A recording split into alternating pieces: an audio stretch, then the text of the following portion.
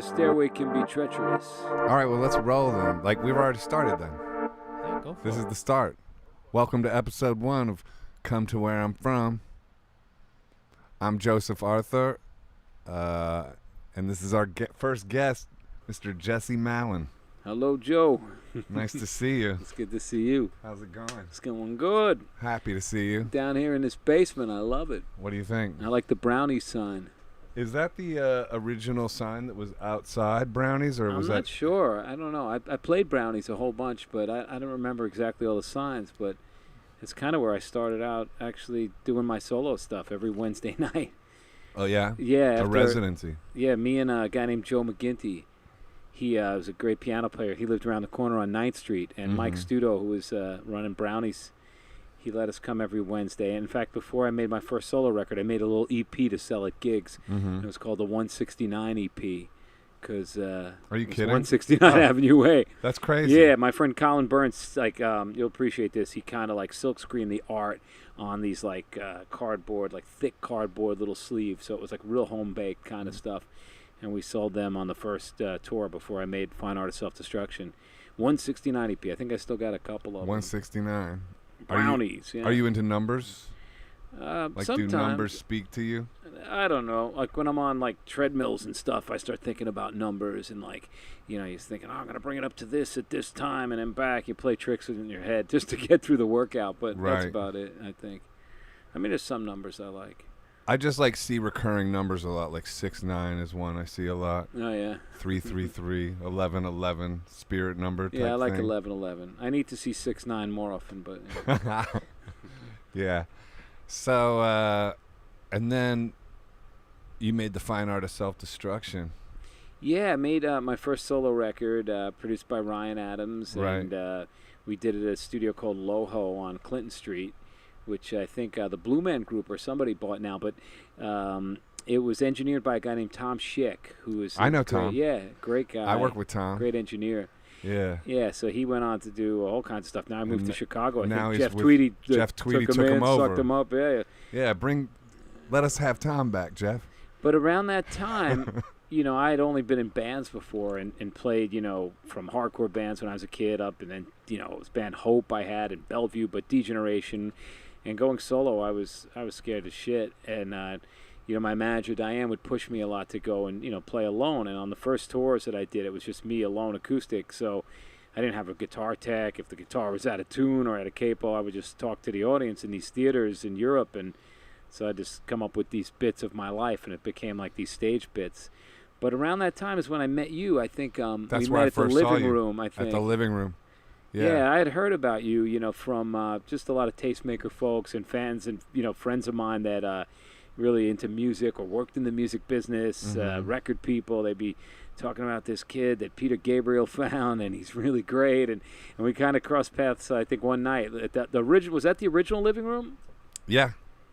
It was funny because it Where was was like that? it almost Where felt like it was was the on original one? Stanton? Stanton and Allen, I think, and I lived around the Yeah. corner, so I just walked down the street, and it was very much like the door was just open, and you just kind of walked in like you were walking into a deli or a coffee shop or something, and right there on the ground level, you know, was all this great action happening in there. That one had the magic. Yeah. And then the next one had some magic too.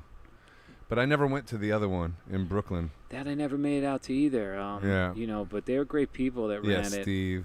Jennifer. And, Yes, Jennifer and Steve. And then I had a CD for years before we really knew each other, like Live at the Living Room, and it was you were on it and I was on it, and we were both on the cover, and a couple other artists and stuff, maybe Jesse Harris or somebody like that. Yeah, so a couple Jessies and a Joe. So, but then over time, I guess we just kept me and you our trails. I don't know what was the next thing that we really connected on. I know a lot's happened since the early days, but. But different things. Yeah. So what was it like going from being a solo or being in Degeneration to going solo? Like, what was that transition like? Well, I was really scared to be called Jesse Malin, even though that's my name. But it was like, you know, it was being in a band. And even though I wrote most of the songs in a lot of my bands, and some of them, you know, were completely my thing, there was some kind of safety in being in numbers, you know, being in a gang and hiding behind, you know, 3 or 4 other people.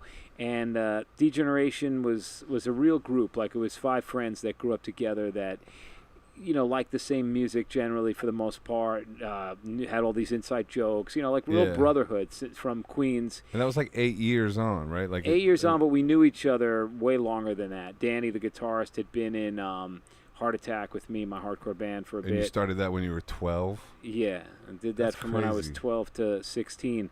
Because they had, New York was different. You didn't have to ID anybody. It was anything goes.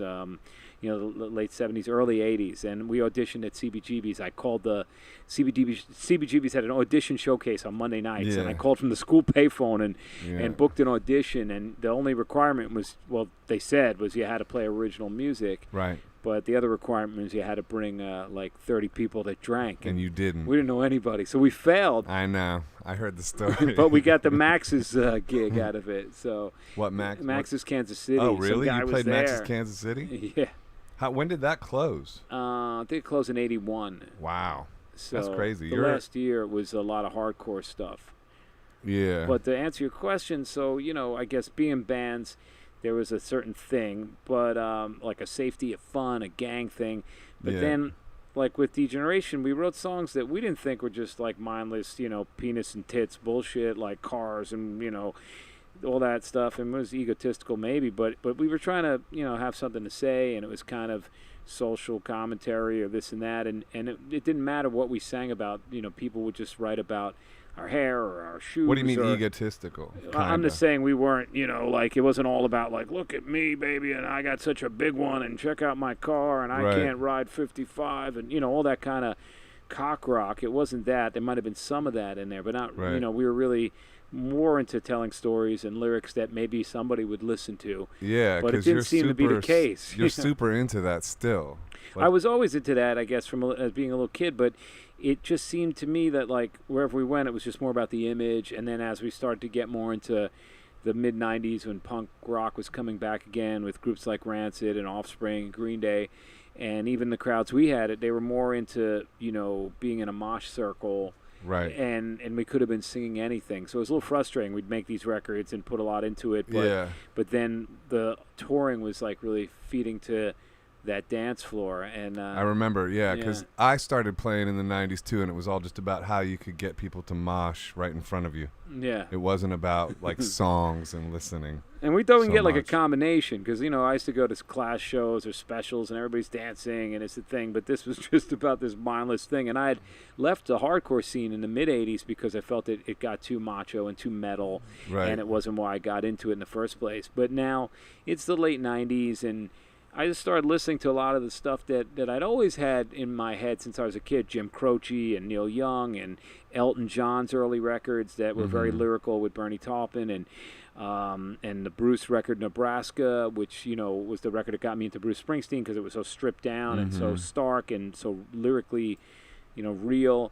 And then things like Elvis Costello and Billy Bragg and The Jam, and just stuff that was song driven.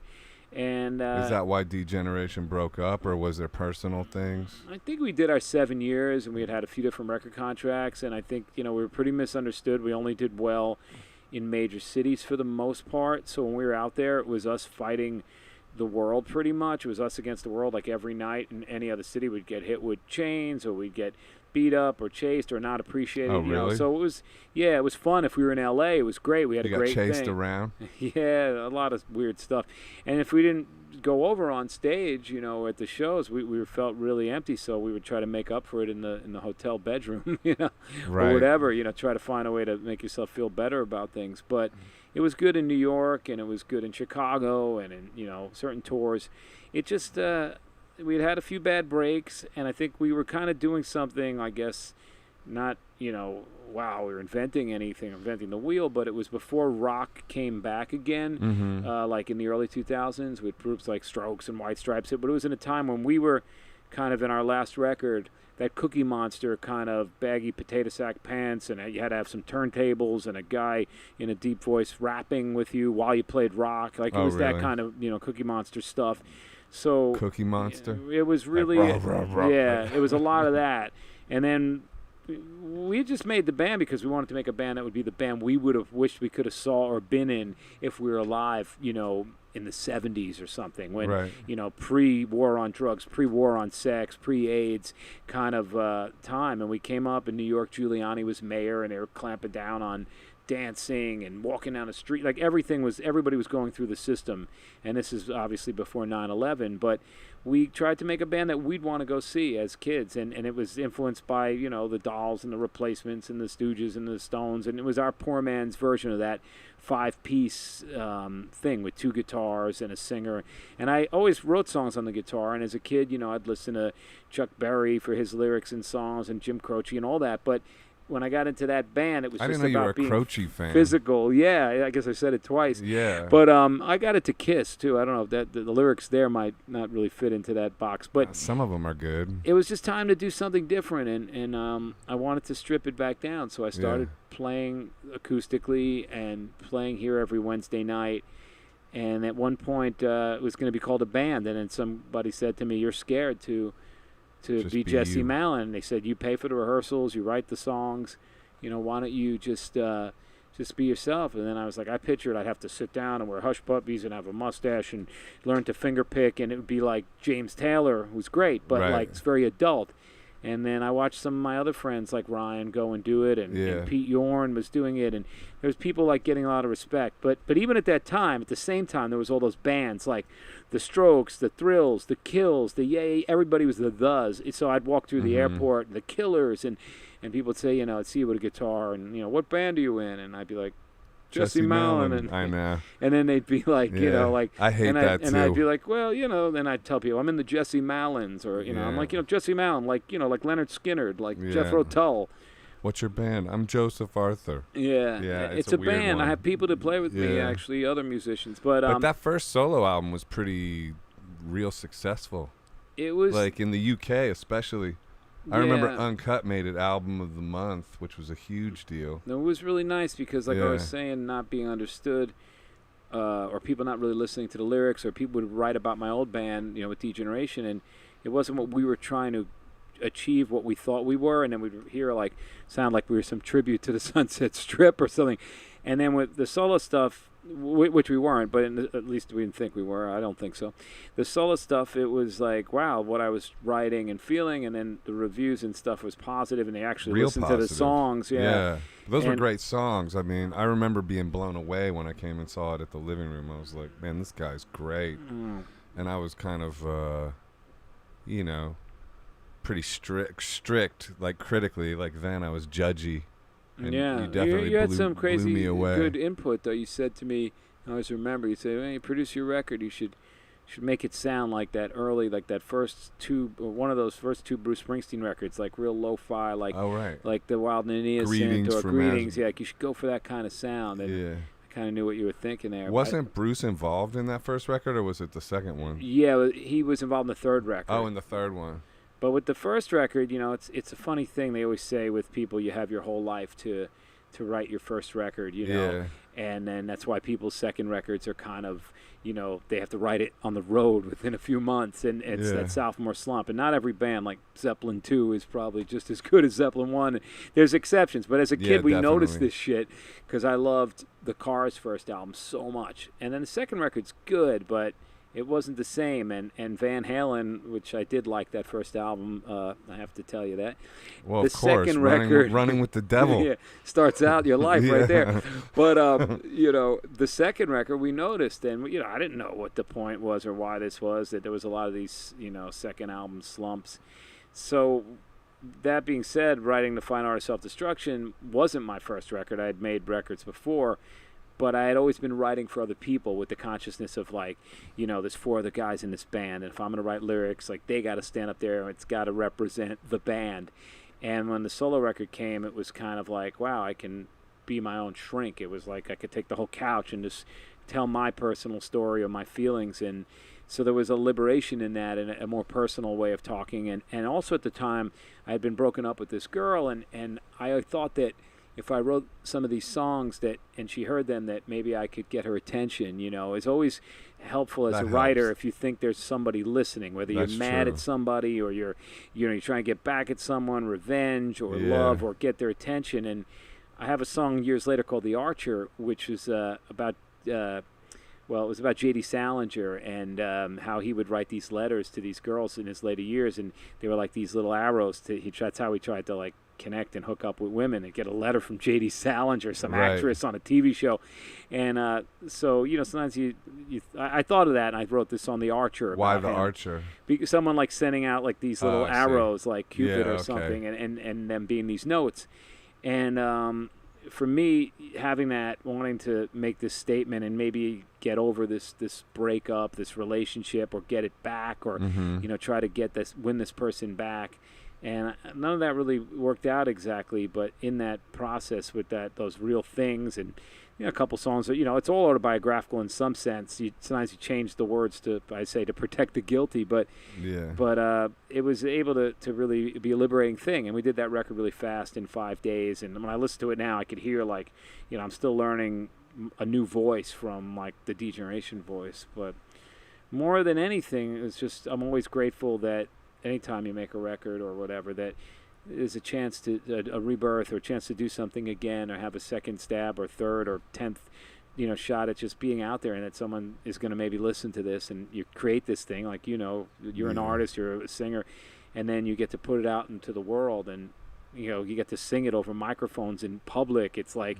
standing up and you speak, and you feel from the room if it's true or not, if it rings true when you get up in front of your peers in a dark, pissed out smelling room, and say these things over a dirty microphone. Yeah, well, what do you think is the secret of your perseverance in all this? I really enjoy doing it. I really think I can't think of anything else. We used to say, what else would we do? Rob banks or whatever. Right. Like, there's something really like an exorcism or some cleansing about, especially playing live. You sweat out all this poison of life, and it feels really good to play music, and it feels even better to do it with people that are good and that you like. I'm very grateful for the musicians in my band that I've had for the last 5-6 years. Like, they make me look good. Yeah, well, you have a real band now. It seems like.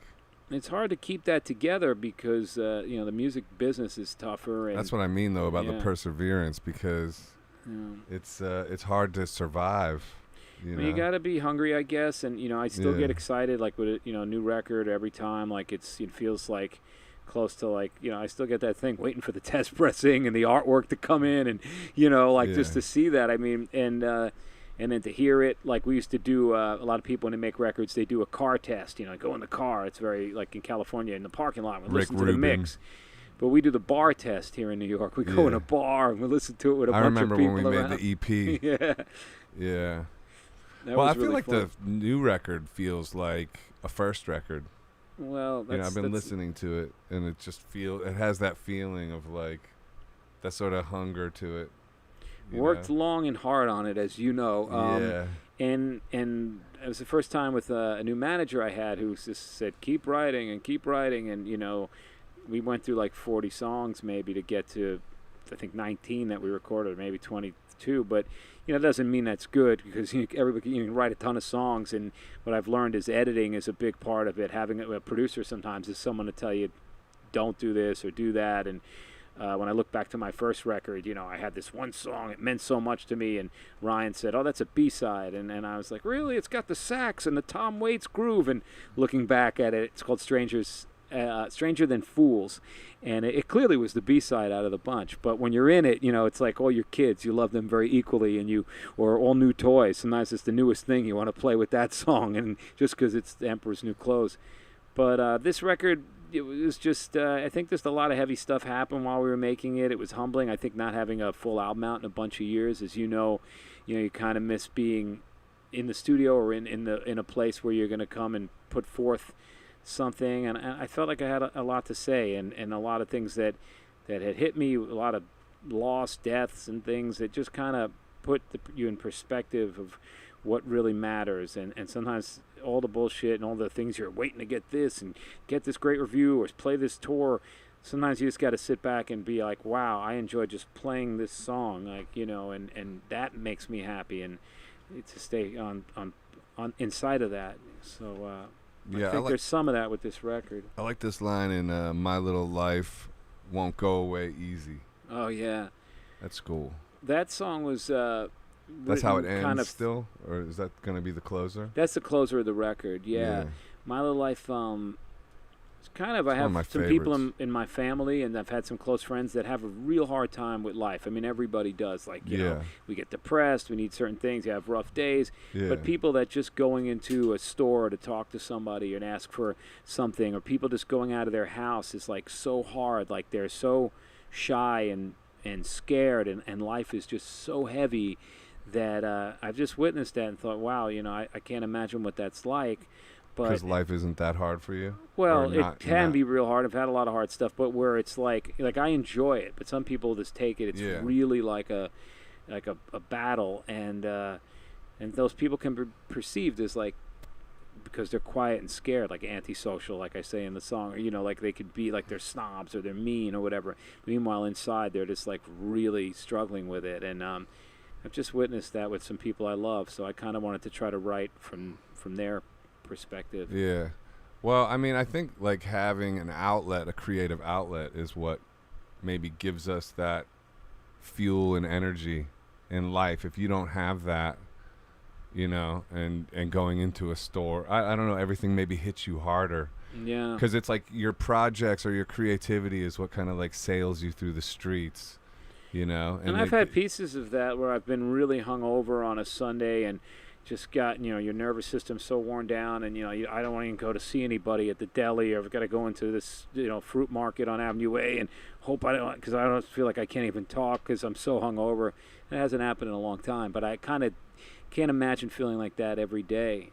You know, and you have so many outlets where, you know, you paint and you work out and you box and you make music. And I need them all. I remember going to see you at Bowery Ballroom, and I was like, this guy's on stage playing a show, and he's painting like a 15-foot canvas like behind him at the same time. He's doing a painting and playing a gig, and then he sells the painting at the end of the gig. I'm like, it's for sale. I've seen it sell. Like, I was just like, what a cool thing. But hey, so where'd you get the title Sunset Kids?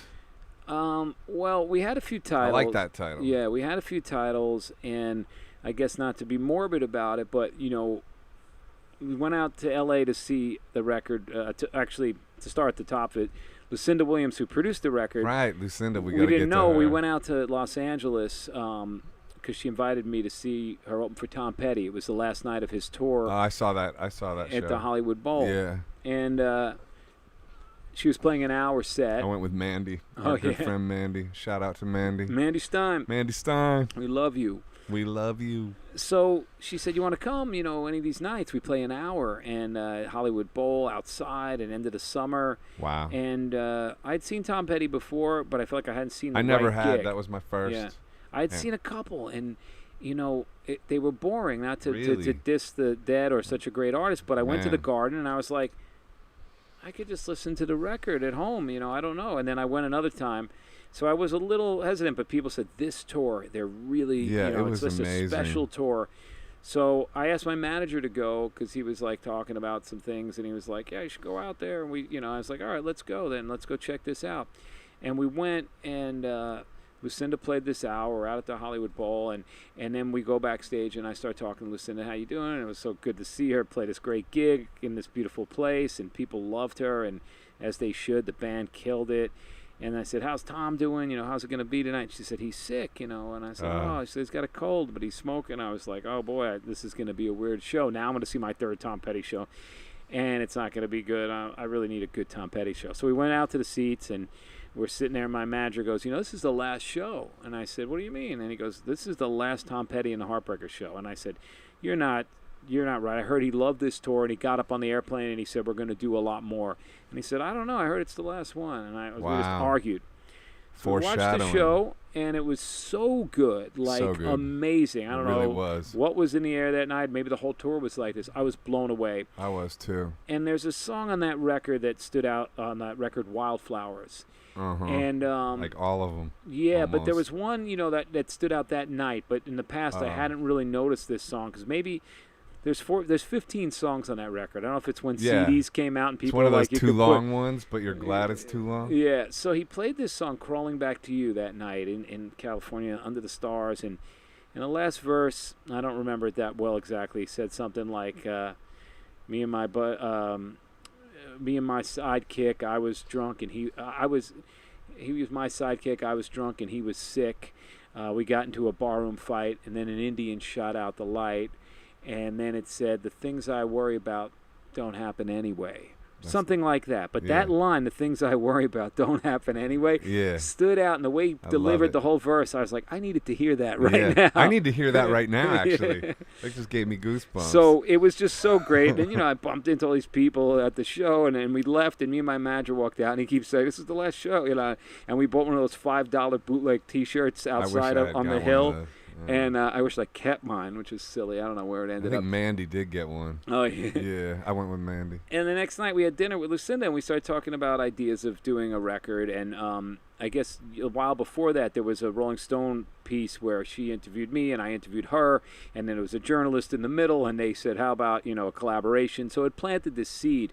So we just talked about it, and she had been working with a guy named David Bianco, who had done Wildflowers and done a million things, but he worked on a few Petty records. But Wildflowers is one of the things he did with Rick Rubin.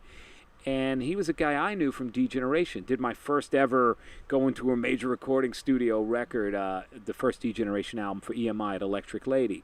So Bianco had done that. We had picked him because he was super nice, but he also did Frank Black, Teenager of the Year. I love that record. And this cool AC/DC song, Big Gun, that we thought had a sleazy old school sound. But the guy had done everything from Teenage Fan Club to, the first Danzig record, maybe the first two. Right. And then he had done a lot of Dylan during his time, and Lucinda loved working with him. So what Dylan did he do? He did the Together Through Life or something like that. It's called. I think it was a big record for Dylan about 5-6 years ago. He did the Christmas record, which was a lot of fun actually. And another one so recent stuff. Yeah, later stuff. But and later 2 or 3 Lucinda Williams records, and he was a sweet guy, and she brought him down to a gig that we did in L.A., and me and him reconnected. And here was this guy, when you're 25 and you first make a record with a producer and all, it was like it made a big impression, and so it was cool to go full circle with him. We felt comfortable that we would try some stuff out in L.A., and we worked with him a bunch. And Tom Petty had passed away a week after we all hung out in L.A. I got the call. It was the same day as, Vegas. A friend of mine called me up, and that was that horrible day. The night before Marilyn Manson had got hit with a light rig, and I thought, wow, that's terrible. And the next day I got this call. Tom Petty had passed, and then the Vegas thing, and it was just really heavy. So that passed, so we went in the studio and worked a bit with Lucinda. Let's see how this thing fits and how it feels. And we used some of her players and some of mine, and we did a bunch of stuff, and it just felt really great. Her instincts for how a take would be, you record 2 or 3 takes, and if she was moving and grooving, she'd be like, that's the take. And I've always been a huge fan of hers as a writer and as a singer, and, one of my favorites, I'd first heard her on a Steve Earle record, I Feel All Right. The last song came on, and this voice just jumped up. Right. And I remember calling up Joey Ramone at the time. We'd talk every day back then, and he'd say, what are you listening to? And I said, I heard this woman, you probably don't know her, Lucinda Williams. And he said, I know her. I said, what, Joey? You know Lucinda Williams? He said, yeah, I did a thing with her. I'm like, a thing? What did you do? He goes, it was a songwriter in the round. And they had done one at the Bottom Line in New York. Oh, really? And it turns out Lucinda would tell me. And I've done those, but not that one. I did one of those at the Bottom Line. Oh, really? Yeah, Citizen Cope. Citizen Cope, Suzanne Vega, yeah. And the dude who wrote, In the Jungle or something like that. Welcome to the Jungle? No, in the Mighty Jungle. We didn't introduce you, did we? Introduce you to the podcast? Ehud Lazen, the producer. That's the first time I saw. The second time I saw it was in the round. It was you, Cope, Susan Vega. Cope was still an unknown. Cope was killer. Oh, he was amazing. I was blown. Oh, thanks. Yeah. But anyway, so, eventually Lucinda would tell me that Joey would send her music, and they were talking about maybe collaborating and writing, and of course he didn't last and live as long as we would have loved him too, and it was a sad thing. You were good friends with him, huh? Yeah, we became friends because it was the first tour that D-Generation went on. That was a major tour. It was them, the Ramones, in theaters, and they were like, it was one of the reasons I got the courage to write songs. I'd be sitting there trying to learn Van Halen licks and studying with guitar lessons. Suddenly I heard the Ramones. I'm like, I got 3 chords. I'm going to call CBGBs. We got a gig. Let's write these songs. Right. And then seeing them, and they're very real and sweet people to us, especially Joey, even though, Joey and Johnny didn't talk that much in their later years in the van. They'd ride around in the van, and I could speak to each other. But Johnny was very good to us and had a real cool attitude in a different way. And each of them were great. And Joey and I just really connected. He was my neighbor. And Where did he live? He lived on 9th Street and 3rd Avenue. 9th and 3rd? Yeah. So we go to movies and we go to shows, and he just loved rock and roll, and he had a very sweet, warm heart, and he wasn't partying these days. He would just wake up real early and be drinking his, frappuccino thing, and he'd leave me these long messages, which I still have on cassette, on my answering machine, about me, all excited at 9 in the morning, and I'd wake up around 1 and call him back. And, what would he be excited about? I got this new song, or I want to DJ at the Green Door party, or some band he's producing, or the new Ronnie Spector thing he's working on, or one of the groups he's real excited about, or helping out Degeneration. I want to get you on Howard Stern, or he just had a lot, and he was very supportive. That's cool. He lent me some money to help make the first solo record, and he loved one of the songs, Solitaire. But he was generous. He lent me $5,000, which wow, was a lot of money, and still is a lot of money. Yeah. I didn't have the big record deals anymore, and it was a tough time. He was just a guy that, like some people in music, their MO might be sex or drugs or money, and for him, he just loved rock and roll. Like he just he'd be in the van with his headphones on, and if he was around now, he'd have a show on Sirius, be like some super DJ. Yeah. But and Peter what a Buck wonderful is like voice. that. Yeah. He just pure loves rock and roll, kind of like that too. Reminds me of that. Yeah, but you pay that forward because you're very helpful to lots of musicians too, and people. You just try to, I don't know, you gotta treat people like how you'd want to be treated. Like I say, like people have been good to me, whatever. Like I met Joe Strummer. He didn't just blow me off. He stayed till 5 in the morning, drinking tequila, and answered every question and told every Clash story or whatever we wanted. And I was like, I don't know if I could do that every night. I thought maybe he was just doing it because he was in New York or something. No, and then I had friends that met him all over North America. I met him in England. I smoked my first ever spliff with Joe Strummer. Where was that? I didn't even know what it was. It was I was at Real World when I first went over to Peter Gabriel's studio, and there was this thing called Recording Week, and Joe Strummer set up this thing called Strummerville in Peter Gabriel's studio, like in a drum room. It was like all this Recording Week thing, all these improvisational studios. Wow. And so he was kind of this outlier, even though he was the biggest legend amongst lots of legends, really.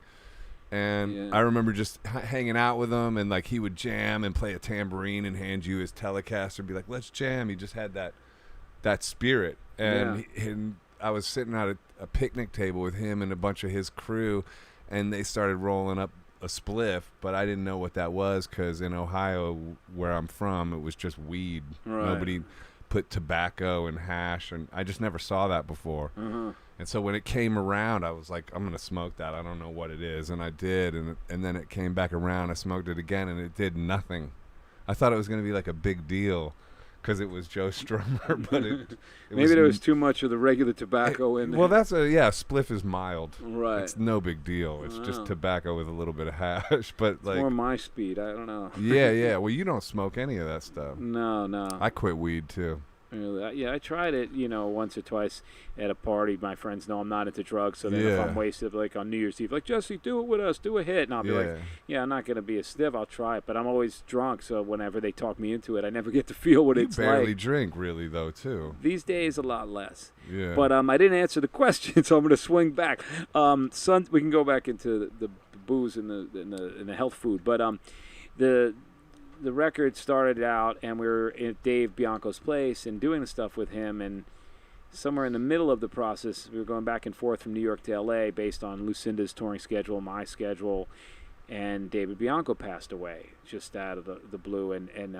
I guess he had driven himself to the hospital and had a stroke, and wow, it really was shocking, Tom Petty, and I had a buddy I grew up with that worked for the Grateful Dead, Chris Cheruki, came to New York. We went out, saw the Bruce Springsteen play, hung out, and, a couple months later he was gone. And And then after that, I was thinking about all this stuff, and my dad was sick, and I was down in Florida writing songs in a hotel visiting him, and throughout the year as we were making the record, my dad would pass away. I never played him. He was always very critical. We didn't grow up together, and I'm sorry for and your loss. it's all right. He'd be like, yeah, I can't wait to let me hear something. I'm like, when it's done, I want you to hear it right. Well, we never got to that because. But he was critical. Yeah. Well, he'd be like, yeah, I think you should do this. I mean, he didn't wasn't like some music expert, but right. As a father, I don't know. He could be a ball breaker. It's always a funny thing. I mean, yeah. He liked the solo career. He was proud of that. I played with his hero Bruce Springsteen, but right. Degeneration, he didn't really understand. He'd be like, "What do you got that song Scorch? What kind of shoes you wearing? Those platforms?" I was like, right. Because you look like retard shoes, like Rain Man. What are those Mother Goose shoes? Orthopedic shoes. I'm like, Dad, they're brothel creepers. Your boy Elvis wore them. Oh, really? But, he'd be a little bit funny like that. He's like, get a job, work, cut your hair, go to the post office. I'm like, right. Dad, we sold out CBGBs 3 nights in a row. Yeah. He'd be like, I'll come see you when you play the Garden. Wow. And then we did play the Garden, but we were opening up for Kiss. But he did come to that. Wow. But my dad got ill, and he passed away. And a guitar player that had worked with me for a long time in Degeneration and in my solo stuff, Todd Youth, passed away. And yeah, I remember another going buddy to of that mine, Tom memorial. Vaught, and it was just a lot. So I kept thinking about how much of this heavy stuff. I mean, yeah, we're getting older, but we also live in a faster lane. Not that my dad did, but right. You see more of it. I think in people that live on the edge and live hard. But it just a lot happened, and it kept happening. So I was staying at a hotel in L.A., and I walked down the street, and I was thinking of different titles, and I saw this store. I think it was for children.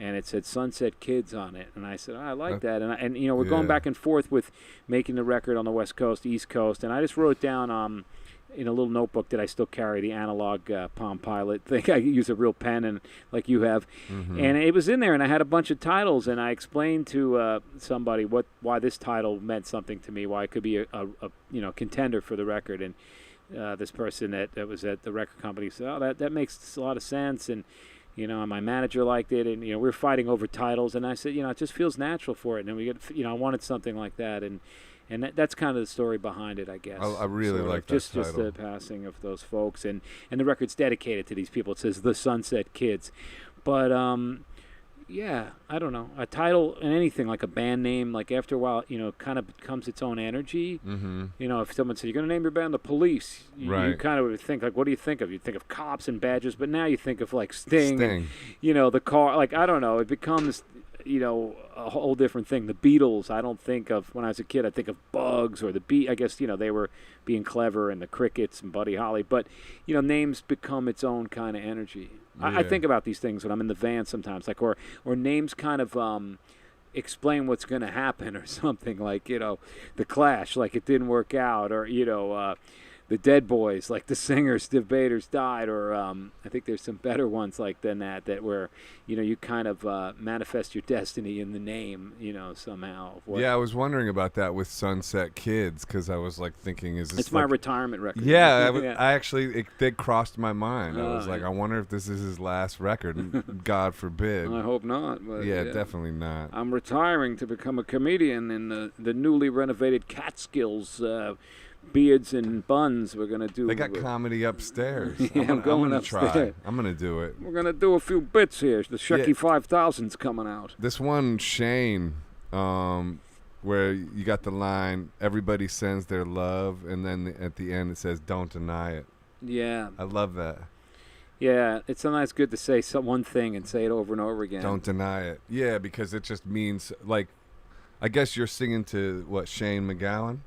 Yeah, I got, I guess, into the Pogues, maybe a little bit later. I saw them in the early 80s at Danceteria. I didn't get it right away. I saw, like, one of their first gigs. Mm-hmm. And then a few years later, Joe Strummer, funny enough, produced a record called Hell's Ditch, and I really got into that. And then Shane left the band, and I went to see the Pogues at the Beacon Theater, and Joe Strummer was fronting the band, and it was pretty cool. But there's Joe Strummer. This is like this great thing, and people are yelling for Shane. And I'm like, wow, you got Joe Strummer here, and you're still yelling for this guy, so he's got to be pretty special. Yeah. I started to get more into their stuff. I always liked Fairy Tale in New York. I always thought it was the best Christmas song ever written, and the video with Matt Dillon and the Police Precinct. And there was this romance with them that was like, all right, they had this Celtic thing, but then they understood this kind of New York rock and roll or this cinematic, like Sinatra, Once Upon a Time in America, like a lot of things I grew up loving, Scorsese films, and just slice-of-life characters that... Yeah. I always like to write about people that their humanity is so strong that they're willing to go down with the ship and, self-destruct. It's like that Daffy Duck thing in the cartoon Bugs Bunny. You can only do this trick once, boys and girls. Right. But like people, romance some of my that. favorite films when I was a little kid, because my parents were split up and I went to movies all the time to like learn about like the world, and it was the 70s. Films like Dog Day Afternoon, where the Al Pacino character, Sonny Wartzik, he could get out of the bank or get away, but he stays with the people in the bank and becomes their friends. Or in One Flew Over the Cuckoo's Nest, Jack Nicholson's character, R.P. McMurphy, like he could have left, but he has to stay and get this kid laid and put on a party on. And so there was always that feeling. The Indian being there. Yeah. And so I started to notice a lot of this in the Pogues and their writing, and I got into it late. And it's in your writing, too. Yeah. You got a Jake LaMotta reference in one of your songs, too. That's Chemical Heart, yeah. But I guess somewhere around my first album, I would go on tour, and I was missing my friends home in New York, and they were out drinking every night, and at 7th Street at Niagara, and I felt like I'm missing out. So I put a shout out on the second record, one of the songs, hanging with the local talent, drinking like you're Shane MacGowen. Right. And next thing you know, that becomes a single in the UK, and we play a show, and he comes to the gig. My stage manager goes, "Look to your left, Shane is MacGowan's here." Next thing you know, he's on stage. You manifested and we, Shane. Yeah, we sang together, and it was Oliver's Army by Elvis Costello. Or rah, rah, rah, rah. But a few years later, which was like about a couple months before we finished this record, in the middle of it, I got invited to go sing at his 60th birthday. And a lot of people, like it says in the song, didn't think this guy would make it to 60. And he has his 60th birthday in Dublin, and I'm asked to sing, a couple songs. And who's on the bill? It's like Sinead O'Connor and Nick Cave and Bono and Johnny Depp and Glenn Haznard and Bobby Gillespie, and it was just unbelievable. Court O'Riordan was on bass from the Pogues, and Shane is there singing too, but he's in a wheelchair, still drinking, and he's in a wheelchair, and I flew from Texas. I had played a special tribute to Alejandro Escovedo with Craig Finn and some other folks, and we went from Austin, and I stopped in New York and went, and was up all night. I was up since the Austin gig, and I got to Dublin, and I rehearsed real fast, and I'm there with all these people, and I'm like the only like real New York guy there, and it's all these people that kind of know each other in this really nice place, and the president of Ireland, and I talked to Shane a bit, and he was like, he knew the song I was going to sing, and he's holding my hand with his wine, and there's Johnny Depp, and he's like, yeah, he's reciting the lyrics to me of that song, and meanwhile he looks pretty pale, like, and scary, but the night ended, I did my song, and we're all on stage, and the president of Ireland comes out. Shane's in the wheelchair, and I'm standing next to Nick Cave. I'm standing next to Johnny Depp and Bono and the guy from the Frames, and suddenly the kid from the Libertines. They try to give him this big award, and it's so heavy, and he, of course, he can't hold it. So this military guy that's with the president turns around and hands it to me, and I'm holding it on the stage in Dublin. And I turned to Bono, he's right there, and I said, "You got to take this. You got to hold it." I said, "I'm a Jew from New York," and he just goes, "No, you." He just wouldn't touch it, so I had to carry this thing off. So I felt like it was so an honor to be there. Then it was an after party, and Shane was drinking, and we so sang. Funny, but I felt like Forrest Gump or something. I'm with these people. The photos came out in the magazines, and I'm with all these people that are like, these heavies. So I went home and wrote the song about him, and then about kind of my experience there, and Lucinda sings on it. So somebody asked, I put out a tweet or Instagram about getting some questions, fan questions, and at I Am Human wants to know about the after party of Shane MacGowan's 60th. Well, I had been drinking. Sometimes alcohol can be a funny thing. I was in Dublin, so I was going to drink Guinness because it tastes better over there. Yeah. And I had some jitters. I was nervous because I was out of my element. And also, once you start with alcohol, and this is going to sound very alcoholic, but I wanted to keep going energy-wise because I hadn't slept. So I had a few. And plus, the energy and the nerves. I remember I once sang with Bruce Springsteen, not to drop all these names here, at Giant Stadium. And when I got off stage, it was 60,000 people. My heart was racing so much that I did a few shots of bourbon, which I never drink, and I was sober as hell. Like it was like the energy was so high, or if you get off a roller coaster. But so we were drinking and I got up and I think I sang a Bob Dylan song with the band. There was a house band there that was pretty cool. Different people were getting up, and it was this good time.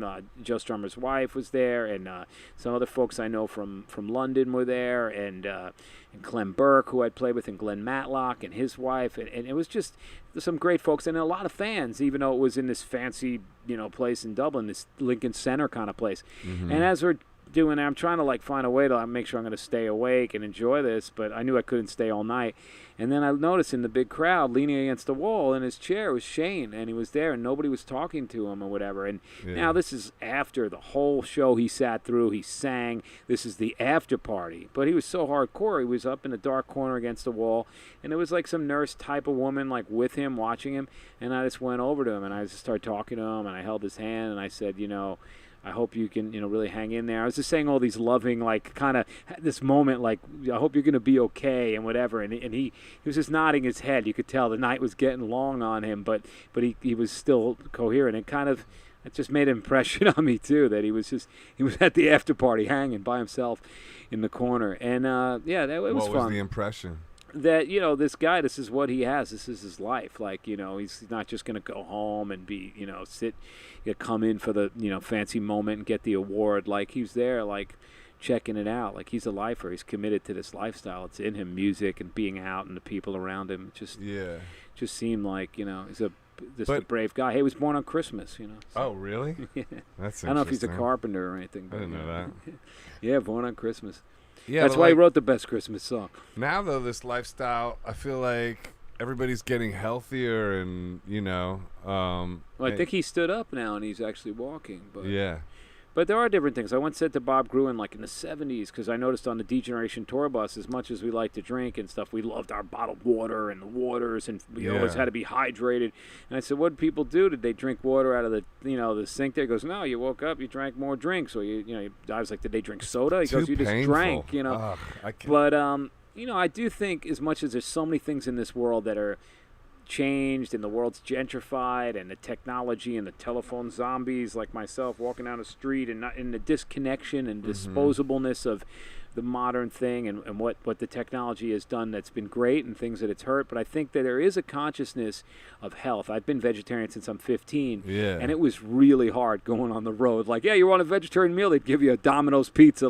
There's no meat, so meanwhile you'd eat cheese and carbs and bread. But I think, going around to different places, you can go into some weird Walmart or supermarket in the middle of America and find your veggie burger and your almond milk and bottled water. Maybe it's a scam or whatever, but there's more awareness to these things and they're more accessible. And the same thing with working out. There's, all kinds of coffee places and banks all over New York, but there's also gyms everywhere. And me and you like to work out outside, but some days I like the gym, and there is that other thing. And I think some people are getting healthy. The one thing we got out of hardcore, coming in when hardcore punk, we missed the whole 70s thing. It seemed exciting, but it also seemed, I never liked going to a doctor and getting a needle, or it seemed like it just didn't look sexy to me. Some of these junky guys, all messed up. It didn't have that romance. And with hardcore, it was all right, we're going to be really crazy, have something to say, and in your face and aggressive and loud, and we're going to be straight, so deal with this. Yeah. And people like Jello Biafra would talk about that. And, we noticed, all the people that had a message, the yippies, the yippies before the hippies, some of the punk rockers, a lot of people burnt out with the drugs. Joe Strummer's singing all these anti-drug songs, and meanwhile, the drummers got a heroin problem, and maybe Joe's even you'd want to preach one thing, but it's also, it's always the demise of a lot of great artists because of pain and because of. I also learned too. You go on the road every day and you're out there, and then they just give you free stuff. I got a free bottle every night. Before you know it, and it's also being away and finding ways to cope. Just the hotel. Yeah. Even though they can be nice, it's just there's something about that environment that can make you extra lonely, I guess. I have a song on the record that's probably my favorite on the new record called Room 13, and it's I think it's going to be the first single, actually. we're doing a video for it this week. But the idea behind it, I think the chorus is I spent some time in a hotel room thinking about love. Yeah. And, you know, hotel rooms, we don't always think of love. We think of other things, you know, in there. But just that time that you have when you're far away and out of your comfort zone, and you get to reflect and meditate on what matters and what means something to you. And I get that, you know, riding in a train or a car or a plane, looking out the window. You know, sometimes I cry on airplanes watching movies because you're up there all alone, and the cheesiest movie will end, and I'll find myself bawling, you know, because you're just in this vulnerable place. And I think travel does that to you. So I could see why, you know, people would want to medicate. But with hardcore, you know, there was just a lot of things we learned early on, like the PMA thing that the Bad Brains were talking about from that Think and Go Rich book of positive mental attitude. And just find ways to make things happen, like that DIY thing, which is such a cliche, but like that, you know, there's ways. I had a friend of mine, Victor Murgatroyd, who would wake up every day and we'd have no money and we didn't know what to do. He goes, there's ways. And, you know, I still think of him and I hear his voice saying, there's ways. And we would sell our CDs, or we'd go up to the record companies and go, yeah, can we get some records? And we go sell them on St. Mark's and find ways to eat, or we'd start throwing parties and DJing at this thing called the Green Door to, you know, not have to work a day job. You do all these different things. When D-Generation first started to come around, before we really wanted a record deal, but first we wanted a bar deal, and that was meant that we could drink free in any bar in our neighborhood, you know, down there on the east side. And it seems ridiculous now, but especially for me, it's kind of funny, but it was like a big thing, like that he knew our band and we could come in and have some free drinks and then, you know, then get a record deal. Now you got bar deals all over this place. Yeah, then I don't want it. But the thing is, you know, the keeping your mind and your body, and there's just something about, you know, feeling good. I mean, I like to have fun, but I think... Do you pray and meditate or anything like that? I've meditated. I haven't prayed. I've done meditation and yoga. There's a couple spots I've gone to, and I get a lot out of that, especially in the days of the technology, the phones and the computers. Though? No, I mean, I've said the prayers that they say at the end of at Integral Yoga, but just think about love and life and the universe and that kind of stuff. I mean, I'm not religious. I've never been, but I believe in an energy and in people and a rhythm, and, you know, I feel that we're all really connected, even though there's a lot of terrible people out there. I think that there's a real worldwide global bond, and I think you also learn that playing music, that how small the planet is, you know, and when you go around to places that you don't even read about or hear about. I went to Moscow, and it seemed felt very connected in some ways, as much as it was completely different. You could see the humanity, and I think rock music, as corny as it sounds, I always say this, kind of connects us together. It's a thing that brings people together from the heartbeat and stuff, you know. We're the doctors without borders. We just go around, you know. Well, one of the things I think that's important about you is you're keeping that sort of CBGB's New York City energy alive. Well, I'm a fan of that stuff. I always, like without you, I don't the Bowery Electric, this place, Coney Island Baby. Yeah. I don't know. We used to do these parties at a guy named Giorgio Gomelsky's loft. This guy who was this old Russian, European guy. Is that guy. the Green Door parties? Yeah, and he had a green door. And Molly asked about that. She wanted to ask you about that. She said wants to know about the Green Door parties, Coney Island High, and how your musical empire was built of that momentum at Molly 3 King. That's her question. Okay. I got know some Molly. Hello, Molly out there. Yeah, how you doing, Molly? Good to hear Shout from out you. to Molly. No, I think I know she is. No, but I mean... How you doing? Where am I over here? After Heart Attack broke up, I had this band Hope that never made records, and it was a tough time. I was like in my later teens, and my mom just passed away, and I had to move back to Queens. I used to live, I'd crash in our rehearsal studio on Avenue B. I think it was 162 Avenue B. Shared a studio with the False Prophets and my band Heart Attack, and then it was Hope. And we'd live there. I worked at a health food spot, and I'd live on out-of-date yogurts and tofu, and we'd, do the push-ups and jump around with the guitars and play, and then we'd, book gigs, and eventually that place would become the Lakeside Lounge and stuff, and now Dream Baby. And I go in there, and I'm like, that was where my bed was. But I wanted to find a way to stay out of a heavy job, and I wasn't going to school that much, and I had to kind of raise my sister and go back to Queens, and so I got a van, and I just figured I could carry my gear and go on tour, but then I could move other people. And so I made flyers, and I went all over the city, and I'd drive bands from the Music Building to CBGB's, or I'd move kids going to NYU, or furniture and Castro converters and, futons. And we worked for everybody from, like, the Swans to Barbra Streisand. And so it was a good gig. And then it's still, like, lifting a lot of shit. It's giving me a hernia. But I was able to hire... Stiff don't lift. Yeah. Johnny Stiff does it now. Johnny And Stiff I had, like, don't 9 lift. vans, and they all died violent deaths. In fact, one I rolled a 360. I broke my nose. Oh, really? Coming back from Pittsburgh at a Wow. gig. We had a trailer. crazy. We switched drivers in motion. Don't do that at home, kids. Don't do that away from Wow. home.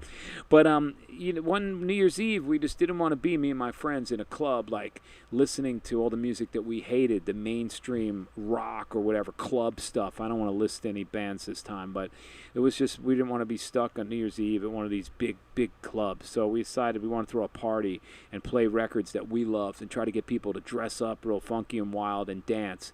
And we brought in all the booze in my van from a beer distributor in Brooklyn, and the door was green, so we called it the Green Door Party, and we said, save New Year's Eve, and that's what we called the party. And our girlfriends sold the beer, and we put on the records Howie Pyro, my friend, my roommate, who'd eventually become my bass player in D-Generation, and my friend Richard Backus, and my ex-girlfriend friend Holly Ramos, and my friend Victor Murgatroyd. We all threw this together, and it was packed, and people had a ball. It went till 6 in the morning, and we did this in this guy's loft. It looked like the scene in Midnight Cowboy, like that loft party scene. Giorgio took very little money. He let people rehearse in his place on different floors, and he also had an S&M club there that he didn't run, but he took a little percentage out of it called paddles. And I remember I'd load bands in with my van. They'd be rehearsing. I'd be loading bands in the middle of a Saturday night coming back from a gig, and people would be getting spanked and paddled. And so I knew that this place was great. available for parties. So we did the Green Door there, and it went so well that someone said, do this again. Right. And then we did it again, and more people started coming out, and, like, it got really fun. And we'd listen to records and play records from, like, the Stooges to, Funkadelic to Sly Stone to the Cramps to, Escarita. And the idea was just about dancing, that people had to really dance. And so after that ended, it got so hot there with no air conditioning, we started doing it at different clubs. And we started doing it at a place on St. Mark's. It was only open one night a week, called Boy Bar. But they let us come in, and we started doing it there. And Was eventually, it a gay place? It was a gay place that Dean Johnson, a lot of cool people. Paul McGregor had owned the building. He was the guy that invented the shag haircut for Jane Fonda and the implosion or explosion haircut that Jimi Hendrix had. And supposedly Shampoo, the movie, was based on him, like the character in it. And Joey Ramone said he went there. He told me, I went there to get my hair cut once when I was a kid. Apparently, Paul McGregor, the landlord, when he was cutting hair, would come out every Saturday, and people would wait online. He'd come out dressed as a cowboy or dressed as a sailor, and like an Indian, and then he'd bring him in, and you get your hair cut. Did he give Joey Ramone his famous haircut? I don't know about that haircut. I think Joey went there to get before he told me, the Jimi Hendrix haircut. Oh, To look like that. It's like a fro. I don't know. But so this space was magical, and It's weird to think of Joey Ramone as Jimi Hendrix. Yeah. Everybody comes from somewhere, but I know. But so we went in there, and we did this club all the time, and then eventually these people invested, and I had this idea that instead of just doing Green Door, that we'd maybe do a club that would be every night, 7 nights of this. And I hired all my friends. I didn't know what I was doing. And I named it Coney Island High because Coney Island, going out there and riding the Cyclone and doing all that and jumping off the pier and everything was something me and my friends loved doing. It was one of my favorite places in the world, still is. And I thought Coney Island High. And people were like, well, it's not in Brooklyn. The idea was that it would also be like a high school, like the Ramones, Rock and Roll High School. Oh, right. And Coney Island High. And then kind of like Max's Kansas City. Well, Max's Kansas City wasn't in Kansas City. Right. So let's just do this thing, Coney Island High. And it would look like a school, and it was on St. Mark's. And so I had a record deal with D-Generation at this point. We were Didn't touring. it have a clown on it or something, too? Like that steeplechase clown. That wasn't our thing. Yeah. Oh, okay. But, I was touring all over the place, and I hired all my friends. I didn't know how to run a place. I hired some people I didn't know, and everybody gave the place the liquor away, and everybody had a ton of fun. But we weren't running it like a real business. And I'm on tour with Kiss and Social Distortion, and we got all this record company money, which I had put some of that money in to do this club. And Giuliani was the mayor, and they started coming after us for dancing. And one of the biggest nights was the Green Door Party. And, when people come out and go see a show, they have a drink or two, but they don't spend a lot of money. But if it's a dance party and people are hooking up and they're having fun, So we had to stop dancing. We were telling people, you can't dance. And we had That's signs up. And they crazy. said, what is this, Footloose? Is this Footloose. real? And I said, no, it's cabaret laws. So we tried to get a cabaret license. But it turned out St. Mark's Place, that between 2nd and 3rd, was zoned residential. Wow. And you looked out the door, they were selling condoms and T-shirts and crack and, Japanese food and records. And so we couldn't get a cabaret license because it was residential. When was it zoned? 100 years ago when it was it was a real catch-22.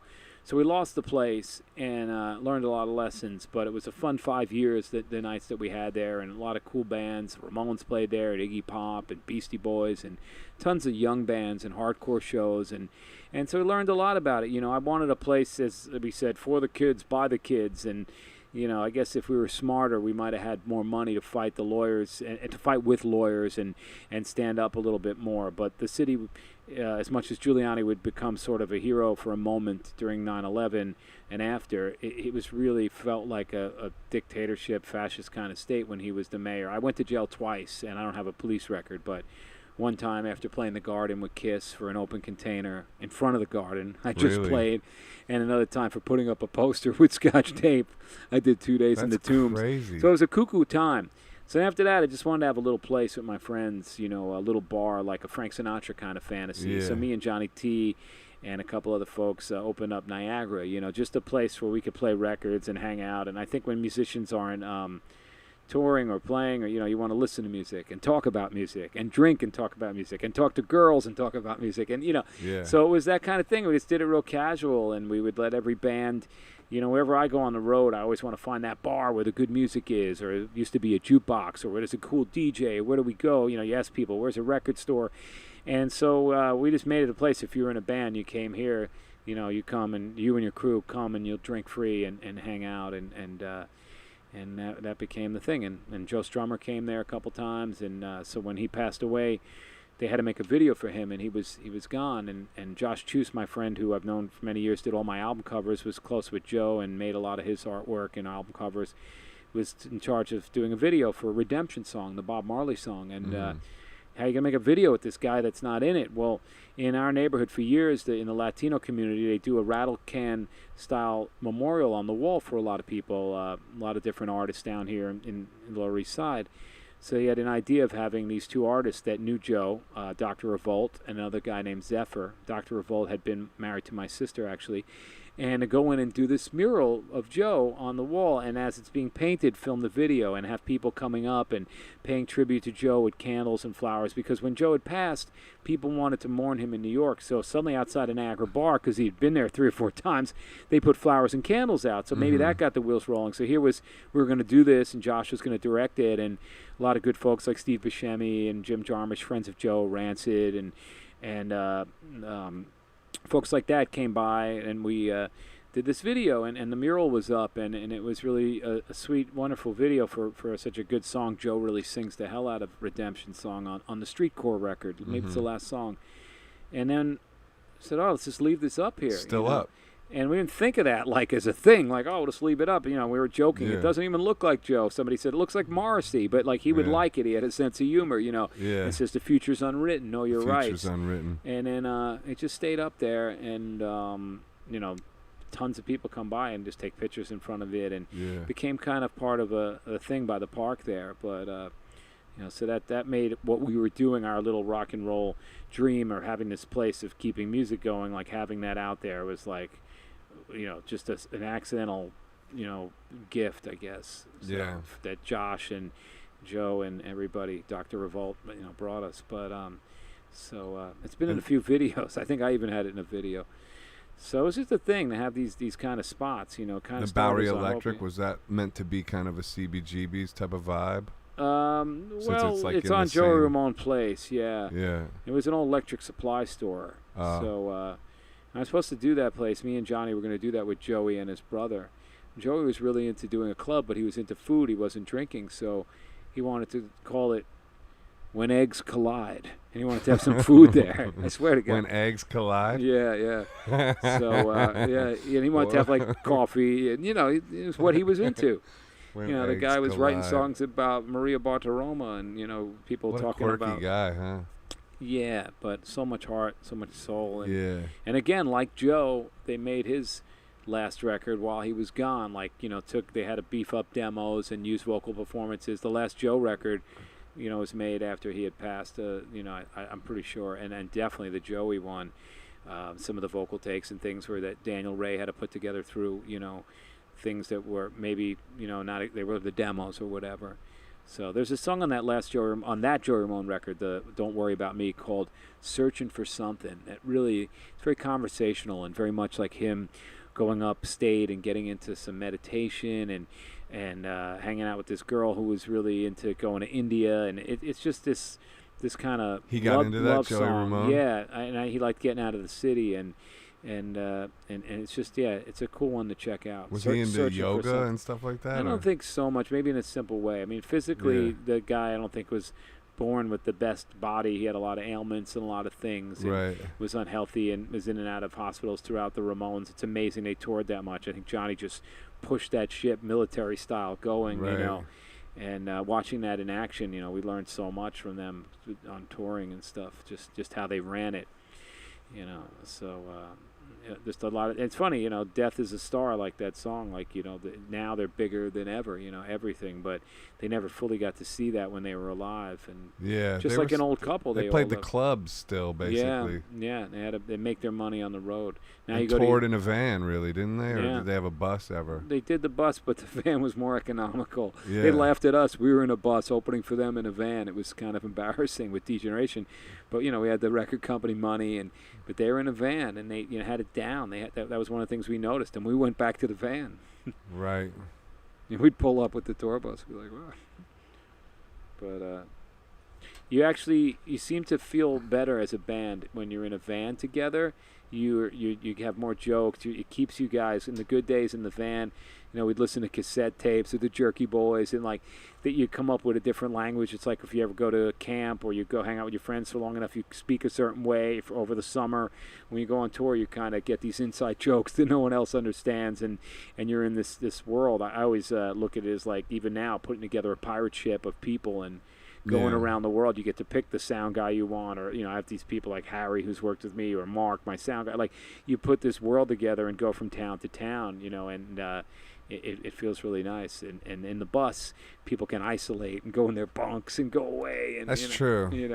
Be a weird guy in the back lounge, or whatever. I've been the weird guy in the back lounge. Yeah, I guess. So let me give you another fan question from @MarieMakesArt, who wants to know if you struggle with people pleasing and what frees you to give yourself permission and motivation to make art when so many other identities would be easier to sustain in the eyes of others who need you to stay small. Yeah, well, there's always people that really. There's always haters. There's always jealous people. There's people that are competitive, and it's funny. Like when the Strokes were doing so well, I noticed that like a lot of my musician friends in New York, like, oh, they're not that good, or they sound like this, or television, or they. Yeah. And I felt like they were great. And I was so happy for them. And I also knew what it was like to kind of have a little success, not what they had, but with our band Degeneration, where all these other bands, instead of being like, wow, wishing us well, and that we'd be doing something that could maybe help the neighborhood by opening other doors for other bands, just were haters, and jealous. And with the Strokes, I mean, they brought rock music back, them, White Stripes, whatever, Interpol, and brought New York back, and the Strokes and those bands, like rock music in New York. So I was so into them. Me too. And I backed it. That first album in particular. Yeah, I like the second one a lot. It's incredible. Yeah. The second one's really cool too. Second one's pretty good too. And I just thought this is great for rock music in America and in the world, and for New York. And for me, I always kind of end up doing what I want. There's always a lot of people that would be like, well, why is he doing this, folk music? Or I've had friends that call me Jesse Cougar Malencamp, or, like that want me to stay in hardcore or degen. And, when I was in the hardcore scene, like, people, you got to be so hard and you got to be this. Not anymore, though. No, but this was back in the day. Then. And then I was like, well, I don't want to be like some, hard skinhead. That's not what I'm about. Right. And people, I want to use my brains, and I, want to use my body. But, like, there are people that was always backlash. Your band is these guys are soft. And so, you had that at school, people that knocked you and judged you. I grew up in a place where, I was into Kiss, and some people that like Zeppelin and Sabbath and even other things, the Grateful Dead, were like, Kiss sucks, and the older kids could see through it, and the Kiss sucks, and you get beat up a little bit. But when I got into punk in Queens in those days, it wasn't fashionable like now, where people's moms have mohawks and colored hair and tattoos and nose rings. It was like, you're into punk, you're faggot, you killed your girlfriend, you know, you're a junkie, homosexual, or all three, or whatever. And so it would be real. Everyone beat you up. It wasn't just like the kids that liked Zeppelin, fucking Kiss. It was like the disco boys hated you. Everyone. So you kind of had to find a way to get thick skin and be into what you liked. And I'd go into the city, and I'd come back from the city, and the kids in the city in the Queens would go like, "Where are you coming from? The Village?" And I knew what they were trying to say, but it was like, it was like this ignorant thing. So coming up.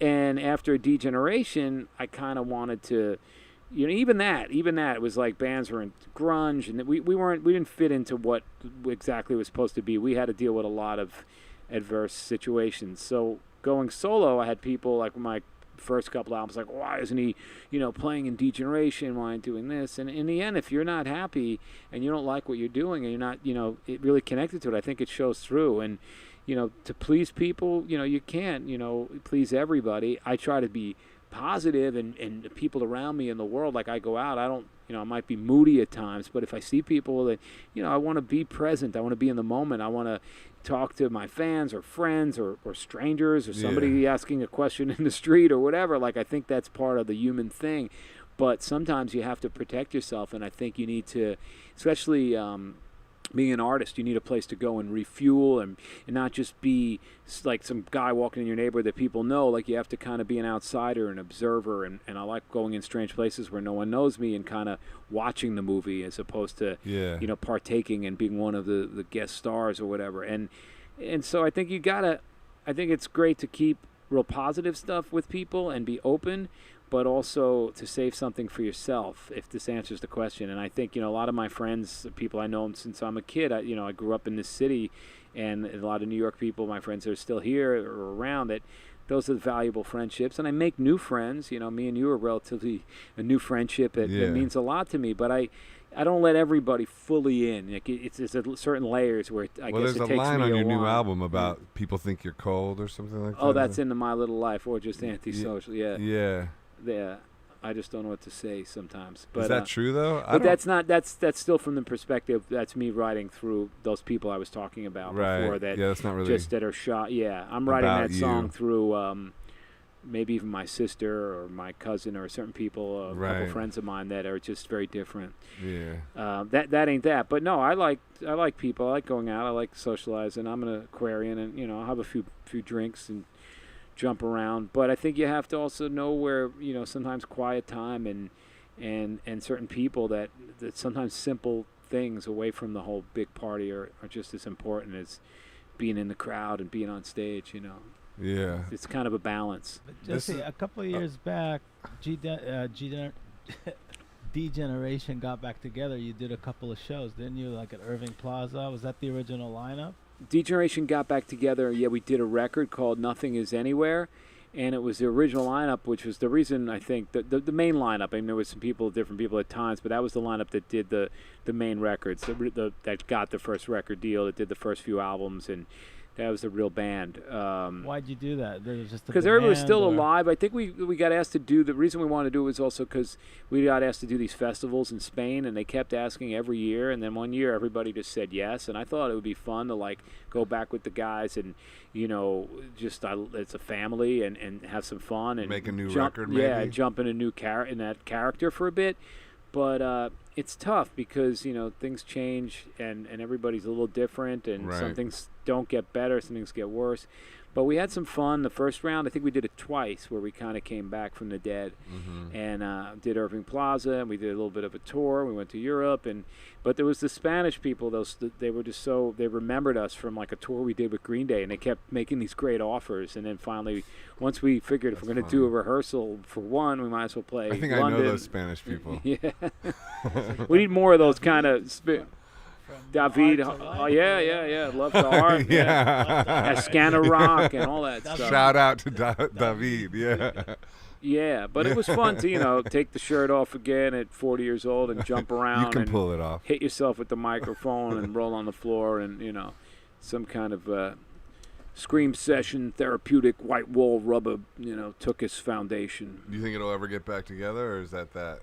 I don't know. I think that we did it twice. As you get, I don't know. That stuff is a certain energy and an age. I mean, sometimes things with that too, like you love the people, and it's nice to try to keep the friendships going. And if you're playing music with them, it's harder to really love these guys that are in your life so much. But I'm proud of the record we did, and some of those gigs were really, really great. Yeah. And there's a thing that band has there. It's like, because we can fight so hard, we can we can love each other, hate each other. It's like a 5-headed marriage. There's a lot of different weird friendships that have been broken and mended, and there's two brothers, and it just has whatever people thought of the music.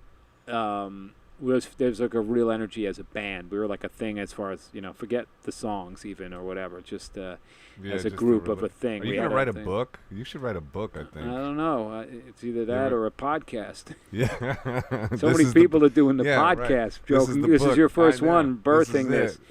Thanks for birthing it, man. No, I Appreciate want to thank you. I mean, knowing you as we've gotten closer, making the EP we did, Meet Me at the End of the World EP, and other songs, Fox News, and I guess it started. I think I came to your house in Red Hook, and I wanted to do a song for my friend who's been ill. We started the Positive Panther charity for Natalie Baverstock, and I had a song I wrote because I was doing these shows for her, so I figured I wanted to write this song for her, and then we wanted to record it, and I said, I want to take this folky little song that we have and mess it up and give it some art and some color, and not just be all horsey about it with just an acoustic.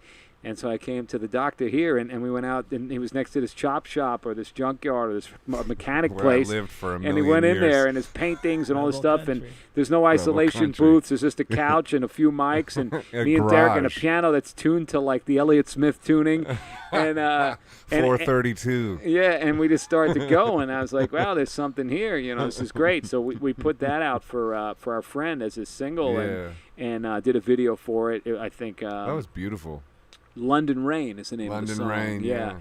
And Tall Black Horses. And then I came and did a song, Tall Black Horses, that I couldn't get right for so love. long. Yeah, that's a real special one. And then started working on the EP, and we were going out to the late great Water Music in Hoboken, where there was a great board there.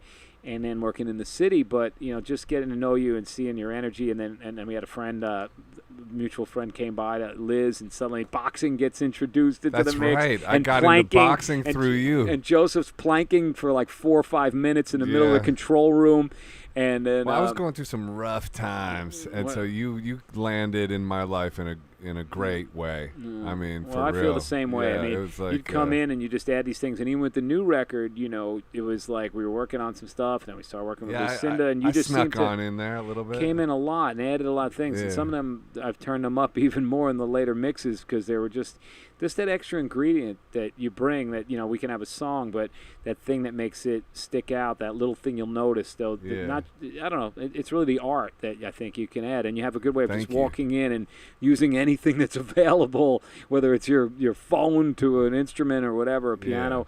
And that was really fun. And then just seeing you ride the elevator with this guy down, and next thing you know, he's taking a picture that could be your album cover, or I walk across the street and we got the next photo, or the flower pot. Yeah, the flower That's pot. That's a pretty image. good photo. Yeah, I posted that today. Got a lot of likes. That was at the end of the end of the late night session. So I think the energy that you bring it to a room, and then what you do, going from all these great projects, doing your solo stuff, but then suddenly, I'm disappearing. I'm going to go do Arthur Buck, and next thing you know, the record's out and there's a tour, and I just like the way you can, you seem fearless and move fast, and that energy, even seeing you paint in the back of this basement. The other day I saw Joe, and I saw you, and I was like, hey, he's like, I want to paint down this basement next to the beer. I'm like, yeah, go ahead. And the next night, 3 paintings end up on my phone that are just amazing. So, thanks, man. And one's right behind you right now. Oh yeah. Yeah. That got done here. Wow. Yeah. So, but this has been a lot, and going to see you play in different settings, with Russell on drums, or you alone. Oh man, Russell playing with him was great. But just all the different ways that you pull it off. That's like a thing. Like when your stuff is that strong that you can do it in different ways. Like Neil Young, he could do a country thing, or he does Crazy Horse. I think you have that that thing where your songs and your personality stand out. Because I think the first time I saw Appreciate you it. were looping stuff. I don't know how you were doing. You were hitting. Jam Mans. You was hitting pedals and things Back were in the playing day. at the same time, and I was like, wow, this guy's doing all this. Well, we should tour together in the fall. I was talking to Keith, my manager, about it today, going like, yeah, we should do some shows with Jesse because No, your record's coming out. coming out in October. So after And is yours, that like the but first record for a long time? first solo for a long time. Yeah. Yeah. What about you? When was the last solo for you? It's about 5 years ago. I think Woo! for me too, man. Wow. It's crazy. Well, But you had I a feel song like called we're- Diamond Ring. Oh, huh? And didn't you have a song called Diamond Yeah, I Ring? did. What yeah, record was Lonely that? Astronauts. Lonely Astronauts was a good record. Yeah. Let's just be. Yeah, Chicago was on. but And you had you did some other endeavors besides just playing, where you opened up a gallery, right? yeah, It was called the Museum of Modern Arthur. Yeah. I got that from Spencer Drake. Shout out to Spencer Drake. But He'll be yeah, sending me an we email. should do some show. Yeah, he sent you Send some me a email. couple emails. Yeah. Just shout them out. Did some good album covers. Yeah. Yeah, I would Um, love that. And yeah. I'm doing my record celebration show at Webster Hall. I know Oh, you're I'm going to gonna be play on on that. that too. It's Yeah. September 14th, and I went over there to check it out. I was here and I ran down late to see some of Patti Smith and see the place. And we Michael grew- Stipe, didn't he open up that one? Yeah, I missed all that. I would have liked to seen him, but they kept it pretty. They still got that Art Deco balcony and the ceiling, and the stage is still facing in the right direction. So I was thinking about all the stuff. We grew up in that room, and it was the Ritz when we were kids, and I played there with the Misfits opening for them, and the Dead Kennedys. Yeah, I And can't imagine what it's like you know. growing up in New York like that and just being in on the scene for your whole life like that. It's wild. weird. I mean, coming from Queens, you took the train in, and Yeah. coming down to the city, but it was close. But it seemed some people never left Queens. Right. It's like it was like going to another country. But I was That's- like, you get on this train and get down there, and there's shows, and you can record stores, and you can sneak Yeah. into these clubs. But the Ritz and then Webster Hall, it's like a classic room. It's good when these venues don't go away and things, where people can play music still exist. That's the one thing. Well, that I mean, we want. it's hard to put it the right way, but I feel like you definitely, like I wrote this song called Mayor of the Lower East Side, and everybody assumed it was about you. And I think it kind of was about you. It definitely was inspired by Oh, you really? because, and then there's a line like, you're the mayor of the Lower East Side. I heard them saying, you keep New York City alive. Like, and not to like embarrass you with too much fluff, but just well, I there- don't want to get too political. Politicians, that's scary. yeah, but- no, it's not. It's Yeah. it's Mayor the- McCheese it's the, over it's here. the No, but that's- spiritual mayor. It's keeping that it's keeping that rock and roll spirit alive. So Oh, thank I mean, you. you're definitely helping with that in a big way, musically and also with just like the clubs and. I still like New York. I mean, people say, well, Yeah. New York's changed and I everything. love it lately. Yeah, you've been digging it. I Oh, know. You almost man. went west on us. I know. I get He goes stuck. for a couple months I a get year. stuck Yeah. in the And then he West. comes But when I come back, it's like, damn, New York. But the whole world is gentrified. It's not just New York, Yeah, it still seems cool. Yeah, I think it's, and I'm, I don't want to go back to the boroughs because we worked so hard to get away from those places. I had to live in Greenpoint when I had no money, and I had to live in Williamsburg when it was, Yeah. very different. And Queens now is a hip neighborhood. So I'm still in Yeah. New York, the old Yeah. apple. Well, I feel like, this is new for me because I'm in New York. In Yeah, fact, you were in Brooklyn, yeah. I was in Brooklyn forever, so it actually does feel like a reawakening in a way. Well, it's kind of like, to me, I still feel like it's, I always say a Santa Claus town. Like, it's a place for dreamers. You come here and you still have these things. It's a lot more expensive. We used to be able to live, my friend lived in the next building in the basement in a rat cage and sold records, or people lived in I lived in that storefront of that thrift store rehearsal room. But, it's a lot harder, a lot more expensive, and Yeah. to turn a trick down here. But in some ways, you walk out your door and it's all these cultures that come through here in New York in the 5 boroughs. There's a clash of people and energy. Walking is a great process for me for clearing out my head or writing Yeah. songs. Mhm. And in other places, like I tried LA and get in the can't car walk. and it's very lonely. I walk in LA. I treat LA like New York, but it's weird Right. because there's only like sort of homeless people, spiritual warriors, and junkies that walk. and male prostitutes. And they all look the same. Yeah, we all, prostitutes, They're all doing that strut, that swagger. Yeah. But there's a thing, here, So, but it Yeah. is, it's changed. It's hard, and I just don't know where else I go. I still have that somewhat of that fantasy, but it's a reality too. If I want Wo Hop, Chinese food at 3 a.m, I can go to Wo Hop. It's open. If I want to, I still go out to Coney Island. There's still certain things It's that still are New York that City. are New York as much as we got Starbucks and Chase and all the stuff that everybody's got on every corner of the world. It used to be there were things here that you couldn't get anywhere else, and this was different. Each place you went to was different. Slowly things have become really, really similar with the chains. Yeah, but there's still stuff here that you can't get anywhere else. Like these old bricks that are stones that are 100 and something years old and holding us up. So they got rats here bigger than anywhere else, and hot dogs. Yeah, but at least like San Francisco, I guess. Anyway, I don't even want to go into what New they're York's dealing my with. home. New York's my home. What about Chicago? It's got the Wrigley Field. It's got the Liars Club. It's got Wax Tracks. But New York's my home. What about Kansas City? What about Ohio, Joe? It's got I don't know. Is this a classic, or are you making this up? Ray Charles. Oh, it's a Ray Charles? What about L.A.? Oh. It's got Mandy Stein's place. It's got the Troubadour. That's a nice place. It's got Cantor's. It's got Pink's. It's got Tofu hot dogs. It's got Donnie Graves. But New York's my home. New What about York's Portland? It's got Peter Buck. Peter Buck. You can see Kevin Kinney might pop by. It's got Dante's Emporium. It's got the place of Church of Elvis. It's got, what's that, Mary's Topless Dancing Steve Jukebox. But New York's my home. That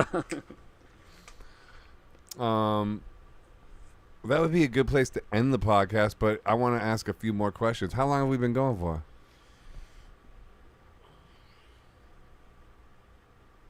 An hour 25. Wow. That's pretty good. Yeah. Well, let me get this one. Right, I'm gonna have to. You got to go soon. All right. Well, this one's from @Lilu2, and she wants to know, how do you tap into your subconscious in your muse? Well, like I said, sometimes things just come walking around. Like if you come in, just an energy of, walking through the city and hearing different things, or going to a movie and being really quiet and listening, and a movie really affects you, and then suddenly you come out of it, you don't want to talk to anybody, and just go walk into your apartment and pick up the guitar right away, and just something just comes out. And I always record it to make sure I won't lose it. But, I used to record on cassettes and had them piled up all over the place. Yeah. But now And now I use the iPhone. iPhone or whatever, yeah. But like just getting in that state, you need How many things to voice trigger memos you. do you have on your iPhone? Yeah, we'll Like have to count. 1,000? Yeah, where'd that phone go? Yeah, somewhere. Did I get rid of Right. the phone? Throw it out. But it also, you need input. I think there's a thing, Joe Strummer rule: no input, no output. But also, you can relate to this. It's like another one of our heroes there, Bob Marley. Lively up yourself. He used to say, go out, work out, get that blood going. But there's something about just a state true. of Oxygen. Yeah. But also waking up, I'd sometimes before you turn everything on and answer your messages or hear anything, coming out of that state of sleep and just, just sitting down and writing what the first hour, just not thinking about it and just letting stuff go. Yeah. I was once on a Morning pages. Do you ever do that? probably in my own way. Now I don't know what is that. It's from The Artist's Way, where you just write 3 pages without every morning without thinking about it.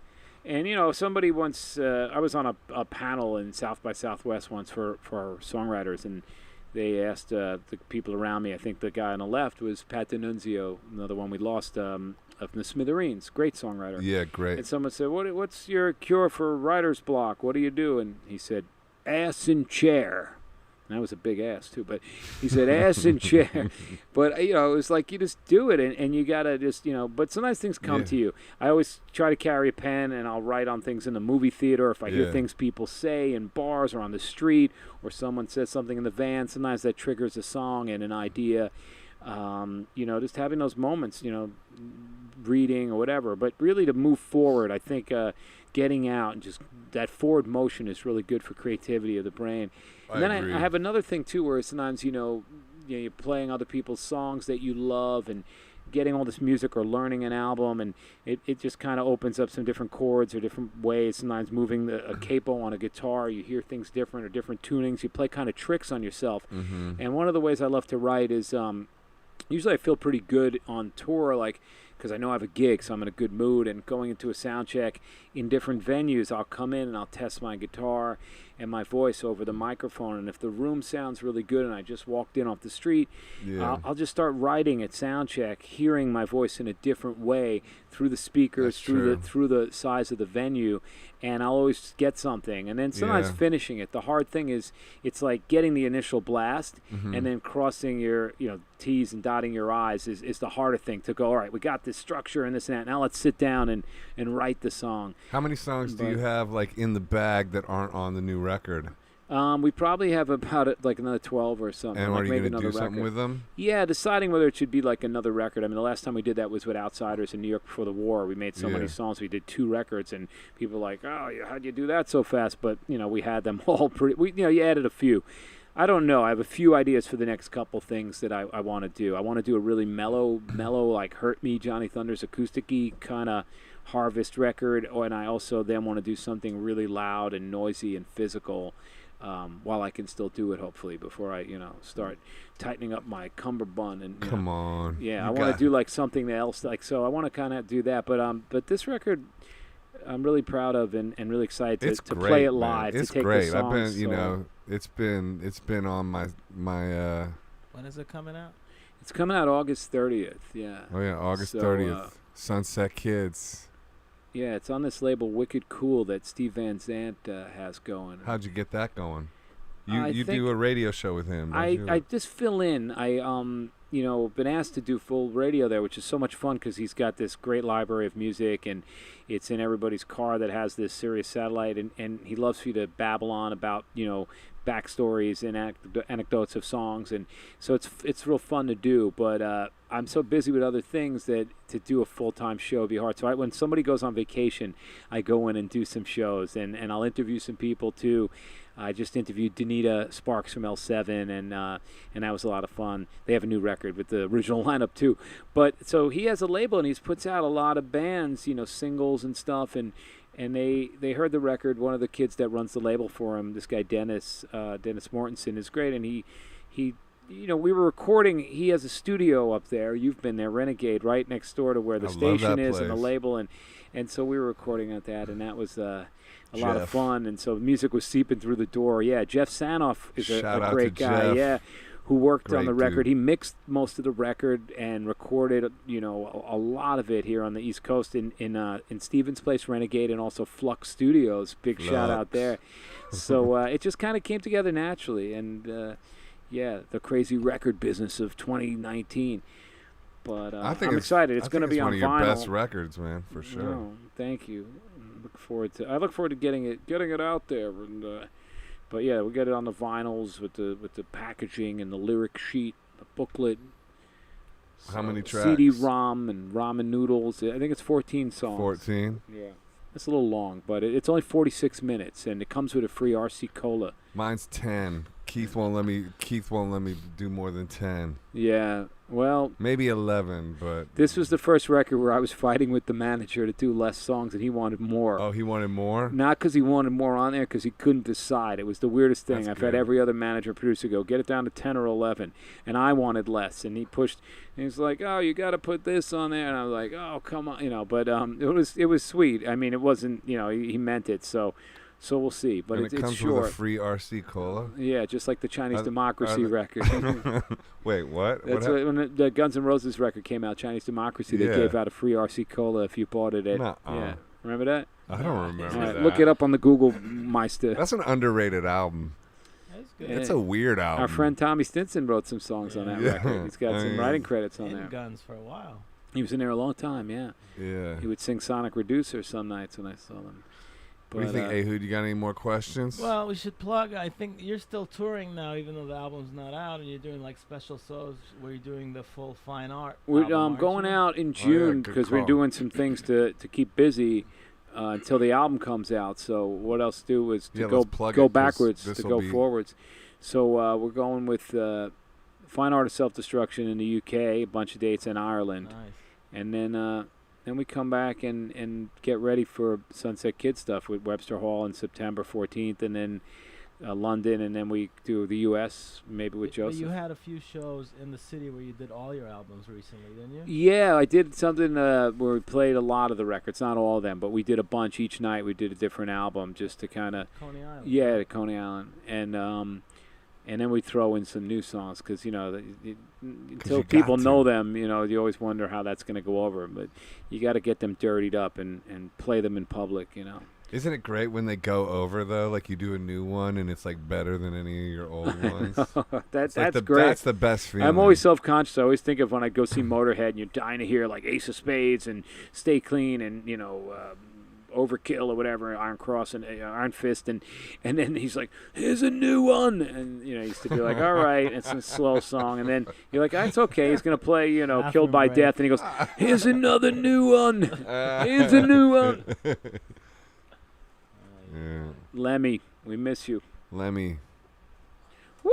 What do we got here? We got the quarter-inch, the jacks. These cables. We call them cables. Overseas, they call them leads. You got a lead. Plug. Do a lead. We got you the want a wrong lead? leads. You want to do a 'cause fill? these ones are mono. Live at Check Leeds, 1, 2. baby. Stuff like It's that. not even. Peter Doesn't even Leeds. work. Next podcast. This is what it would have looked like. Woo! Woo! Woo! All right, ladies and gentlemen, that's a wrap for podcast number 1. Oh, Come to where I'm no. from. How do we do? What do you think? Woo! Woo! And what On a terms? scale of 1 to 10, No, is it was it? great. You can I mean, edit I it love out. I mean, Jesse so, killed it. It's like, You come can on. edit Jesse that. crushed It's it. a blabbermouth. Yeah. All right, man. Go Thank you so easy. much, Jesse. Thank you, Joe. Yeah. Yeah. Keep doing these. Love you, my brother. Love you. Yeah. Appreciate it. Hey, Hoot, thank you. Thank you, Ehud. And yeah, we'll see you next time. Cut. But we're still rolling.